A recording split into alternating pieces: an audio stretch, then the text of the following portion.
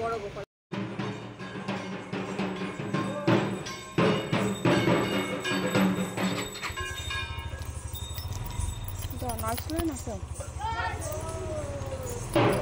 Hello guys, তোমরা দেখতেই পেলে আমরা কোথায় গেছিলাম। আর দেখো ছোট ছোট কত বাচ্চারা সন্ন্যাস সেজেছে, ভালো লাগছে না? আর শিবকেও তো আরও সুন্দর লাগছে, শিব আমার দিকে তাকা যায়। যাই হোক, আমরা একটু বেরিয়ে গেছিলাম বলতে আমরা বজরংবলী মন্দির যাবো। তো এখানে তোমার দাদাভাই এটিএমের সামনে নেই বাইকটা রাখলো, আর তোমার দাদাভাই একটু টাকা তুলছে, বন্ধন ব্যাংকের সামনে রাখলো। আর আমরা ওয়েট করছি, মানে তোমার দাদাভাইয়ের মা আসবে, তো একসঙ্গে আমরা যাবো। তো আমরা কালীমোড়ে দাঁড়িয়েছিলাম, তো সেখানেই আসবে। আর এসে আমরা একসাথে টোটো করে আমরা আর মন্দির যাব, বলতে বালুচর মন্দিরে। ওই জায়গায় যাই হোক আমরা প্রতি সপ্তাহে। তো আমরা টোটোর মধ্যে উঠে গেছি আর আমরা যাচ্ছি মন্দিরের সামনে। আর এসে দেখছি কি ভিড়, দেখো রাস্তায় কত ভিড়। আর ভিড়ে তো আরও ভিড় হবে আশা করছি। তো যাওয়া যাক আর কতটা ভিড় হতে পারে। মানে প্রায় তখন তো 6টা বাজছিল, 6টার সময় এত ভিড়, ভাবছি আরও ভিতরে গেলে আর কতটা ভিড় হবে। তো যাই হোক, তো আমি অনেক দিন পর ভিডিও তোমাদের সঙ্গে শেয়ার করছি। প্লিজ লাইক কমেন্ট সাবস্ক্রাইব আর শেয়ার করে দেবে। চলো আমরা দেখতে দেখতে তো ভিতরে চলে যাচ্ছি। আর দেখো রাস্তায় কত ভিড়, মানে গেটের সামনে এত ভিড়।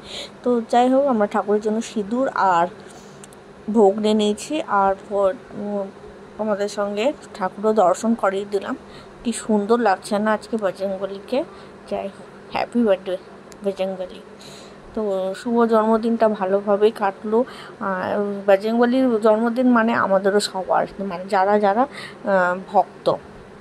তো আমি প্রচুর ভিড়, মানে এতটা একাধিক হাই শট, তার মধ্যে আমি ভিড়ের মধ্যে ঠাকুরকে দর্শনই করতে পারছি না, এতটাই ভিড়। তারপরে বলে না, মনের টান থাকলে তো অবশ্যই দর্শন হয়। সামনে যেয়ে আবার দর্শন করলাম। তারপরে আমি আরও অনেকগুলো ঠাকুর ছিল, ওখানে আমি সিঁদুর টিঁদুর দিলাম। আর জানোই ওখানে অনেকগুলো ঠাকুর আছে, বজরংবলী আছে, বালাজি আছে, তারপর কৃষ্ণ ঠাকুর আছে, অনেকগুলো ঠাকুর আছে। তো আমরা একসাথে দুজনে মিলেই সিঁদুর দিলাম ঠাকুরকে। তাও গণেশ ঠাকুর আছে, কৃষ্ণ ঠাকুর আছে, তো অনেকগুলো ঠাকুর আছে। সব ঠাকুরের ভিডিও নিতে পারিনি, তোমরা জানো প্রচুর ভিড় হয় আর হয়েছে, তোমরা দেখতে পাচ্ছ। আর এখানে আমি ঘন্টা বাজিয়ে দিলাম তাই ভোলেনাথের এখানে। তো আমি প্রণাম করছিলাম এখানে। আর শিবের কাছেও অনেক ভিড় ছিল, মানে প্রচুর ভিড় ছিল কালকে। যাই হোক, আর আগেও যে ফাঁকা হবে, যেমন মঙ্গলবার শনিবারেও ভিড় হয়, মানে এতটা ভিড় হয়েছে ভাবতে পারিনি। তো একবার বললো হার হার মহাদেব। তো এখানে তোমার দাদাভাইকে ডাকছি, তো বললাম কি এদিকে একটা ছবি তুলে দাও আমাকে। তো আমি বসলাম, এনে আমরা বেরিয়ে গেছিলাম। তো রাস্তায় এত ভিড়, মানে বেরোতে পারছি না। তারপর আমরা মাসির শাশুড়ি ওখানে যাচ্ছিলাম, তো ওখানেও বজরংবলী পুজো হচ্ছিলো, তাই জন্য আমরা লাইন দিয়ে ওখানে প্রসাদ দিচ্ছিলো, তো ওখানে প্রসাদ নিচ্ছিলাম। তো প্রসাদও খুব ভালো প্রসাদ দিয়েছে, আমার ফেভারিট প্রসাদ, লুচি আলুর দম বুদিয়া দিয়েছে। তারপর আমরা চলে এসেছিলাম মাসির শাশুড়ির বাড়ি, এসে একটু বসলাম, ওখানে বসে আমরা গল্প করে আমরা ওখান থেকে বেরিয়ে গেলাম। আর এখানে চলে এসেছিলাম, এখানে ফুচকা দোকান, এখানে লাইন লাগিয়ে দিয়েছি, কারণ হচ্ছে প্রচুর মানে ফুচকা খেতে ইচ্ছা করছো, কারণ হচ্ছে ফুচকা মানে ওখানে মিষ্টি এত খাওয়া হয়েছে, আর মানে টক না খেলে মনটা ভালো লাগছে না। এদিকে তোমার দাদা ভাই বলছে। তো ভিডিওটা এখানে শেষ করছি। ভালো লাগে লাইক কমেন্ট আর সাবস্ক্রাইব করবে, শেয়ার করে দিবি সবার মাঝে। টাটা। ঝাল খাও, টক ঝাল করবো, ওরে বাড়ি যাবো। খাও, লাইনে দাঁড়াও, লাইন ঢুকেছে সবাই, যাও। চলো, এখানে লাইন দিয়ে দিয়েছি আর ফুচকা পাতা হাতে নিয়ে নিয়েছি। এমন এইটাই একটা জায়গা, পাতা নিয়ে দাঁড়াতে হয় রোডে। যাই হোক, আমাকেও ফুচকাটা দিবে। আর ফুচকার সাইজটা বড় সাইজ দিয়েছে, মুখে মানে নেওয়া যাবে না, এত বড় সাইজ।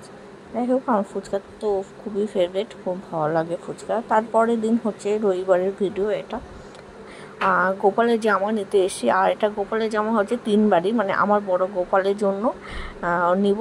আর আমার আরেকটা গোপাল আছে দিদাবাড়িতেই, আমার ছোটোবেলার গোপাল, তো ওই জায়গায় রাখা আছে দিদাবাড়িতে। তো আগের বছর দেওয়া হয়নি কোনো জামা টামা, তো ভাবছি এবছর জামাটা দেবো। প্লাস তোমার দাদাভাইয়ের বাড়িতে একটা ছোট গোপাল আছে, ওই গোপালটাও জন্য। তো 3টা জামা নিয়েছি, কোনটা জামা বেশি ভালো লাগছে অবশ্যই তোমরা জানাবে। আর এখানে দেখো সামনে কত ছোট ছোট গণেশ ঠাকুর, সামনে পয়লা বৈশাখ আছে, গণেশ পুজো হবে, আর কি সুন্দর সুন্দর ছোট ছোট গণেশ আছে, লক্ষ্মীনারায়ণও আছে। আর এখানে আমরা ভাস্তা জামা নিতে চলে এসেছি। তো প্রথম ওর পয়লা বৈশাখ। তো কেমন হয়েছে জামাটা অবশ্যই কমেন্ট করে জানাবে। টাটা।